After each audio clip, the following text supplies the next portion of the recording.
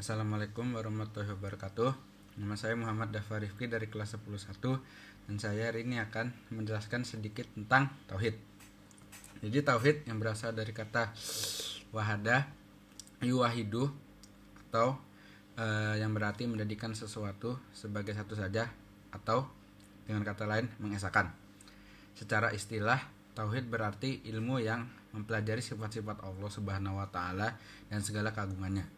Ilmu tauhid sering dinamakan sebagai teologi, ilmu kalam, dan ilmu akidah. Jadi tauhid ini bisa kita lakukan dengan cara mengenal Asmaul Husna atau 99 nama Allah yang baik beserta sifatnya. Dan kemudian kita maknai dan kita amalkan dalam kehidupan sehari-hari. Kita ambil contoh Al-Ghafur atau Maha Pengampun. Jadi Allah ini mengampuni semua hambanya dengan luar biasa tanpa terkecuali. Jadi jika ada salah satu dari hamba Allah yang melakukan kesalahan, Allah tidak langsung memberikan azabnya atau hukumannya. Begitupun kita, jika ada orang yang menghina kita, mencaci maki ataupun meledek kita atau bagaimanapun, kita tidak perlu mengharapkan keburukan terhadap dia. Jadi kita cukup mendoakannya saja supaya bisa menjadi lebih baik ke depannya.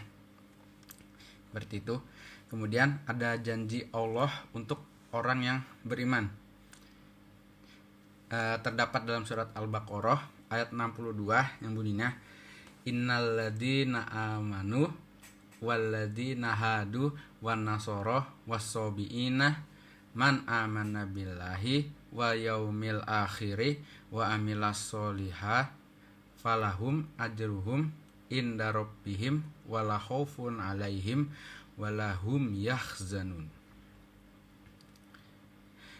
Artinya, sesungguhnya orang-orang mukmin, orang-orang Yahudi, orang-orang Nasrani, dan orang-orang Sobiin, siapa saja di antara mereka yang benar-benar beriman kepada Allah hari kemudian dan beramal soleh, mereka akan menerima pahala dari Tuhan mereka. Tidak ada kekhawatiran kepada mereka dan tidak pula mereka bersedih hati. Jadi Allah ini seperti memberikan tantangan kepada keempat golongan ini. Jadi jika mereka beriman kepada Allah, kemudian berbuat kebajikan atau beramal soleh, dan kemudian beriman kepada hari akhir, maka Allah tidak akan segan untuk memberikan mereka pahala. Tidak hanya pahala, Allah juga akan memberikan ketentraman hati supaya tidak ada kekhawatiran di antara mereka, dan mereka pun tidak akan bersedih hati, ataupun mereka akan bahagia dan tenang. Lalu kemudian ada pahala berlipat dari Allah bagi orang yang ikhlas.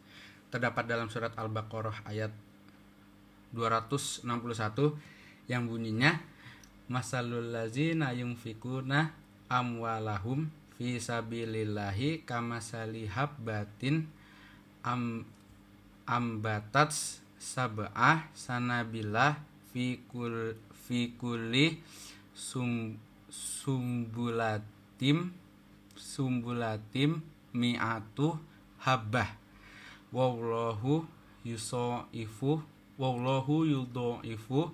lima yasha wallahu wasi'un alim. Yang artinya, perumpamaan nafkah yang dikeluarkan oleh orang-orang yang menafkahkan hartanya di jalan Allah adalah serupa dengan sebutir benih yang menumbuhkan 7 bulir. Pada tiap-tiap bulir 100 biji. Allah melipat gandakan ganjaran bagi siapa yang Dia kehendaki, dan Allah Maha luas karunia-Nya lagi Maha mengetahui. Jadi perumpamaan orang yang menafkahkan hartanya untuk di jalan Allah, misalkan untuk kepentingan sosial, tidak hanya untuk orang yang seagama, maka kemudian Allah lipat gandakan ganjarannya. Dari sebulir itu Allah lipatkan menjadi 7 bulir, dan dari 7 bulir tersebut Allah lipatkan lagi, masing-masing terdapat 100 biji.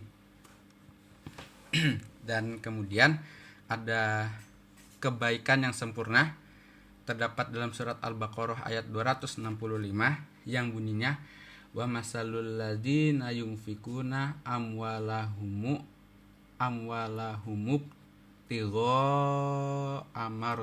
amarodotillahi wa tasbitam min anfusihim kamasali jannatim birobuwatin asobaha wabilun fatats ukulaha difaini fa illam yusibha wabilun fatol wallahu bima ta'maluna basir, yang artinya dan perumpamaan orang-orang yang membelanjakan hartanya karena mencari keridhaan Allah dan untuk keteguhan jiwa mereka seperti sebuah kebun yang terletak di dataran tinggi yang disiram oleh hujan lebat, maka kebun itu menghasilkan buahnya 2 kali lipat.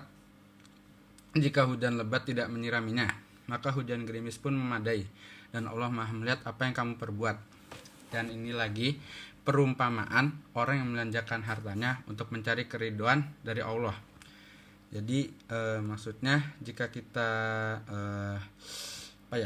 kita bekerja mencari nafkah dengan niat untuk mencari keridhaan Allah, dengan tulus karena mencari ridho Allah, meskipun kita digunjing oleh orang lain, diobrolkan oleh orang lain, atau kita diejek, kita dimaki atau segala macamnya, tetapi kita tetap teguh melakukannya karena mengharap ridho dari Allah. Lalu kemudian ada cabang-cabang keimanan. Ada dari hadis riwayat Bukhari Muslim yang artinya adalah dari Abu Hurairah radhiyallahu anhu, ia berkata, Rasulullah shallallahu alaihi wasallam bersabda, iman itu ada 70 atau 60 cabang lebih. Yang paling utama adalah ucapan la ilaha illallah.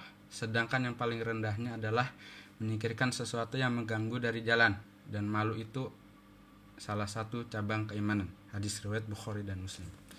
Jadi iman itu ada 70 atau 60 cabang lebih. Yang paling utama adalah ucapan la ilaha illallah, yaitu tiada Tuhan selain Allah. Sedangkan yang paling rendahnya adalah menyingkirkan sesuatu yang mengganggu dari jalan, seperti misalkan duri atau paku, ya kerikil mungkin yang mengganggu dan semacamnya. Dan malu pun juga termasuk dari cabang keimanan. Dan kemudian wata'awanu alal biri wattaqwa, dan tolong menolonglah diantara kalian wahai kaum mukminin dalam mengerjakan kebaikan dan ketakwaan kepada Allah. Jadi jika kita ingin berbuat kebaikan, alangkah baiknya kita mengajak teman kita. Seperti misalkan jika kita mau sholat, nah jika sudah waktu azan, baiknya kita ajak teman kita untuk sholat juga. Kalau bisa kita ajak berjamaah. Dan untuk penutup, sungguh sebagian mukmin kepada sebagian mukmin lainnya seperti bangunan yang menguatkan sebagian dengan sebagian lainnya. Ada dalam hadis riwayat Bukhari dan Muslim. Ya itu saja sepertinya yang dapat saya sampaikan mengenai ketauhidan ini. Jika ada kurangnya mohon maaf dari saya. Ya sekian dari saya. Wassalamualaikum warahmatullahi wabarakatuh.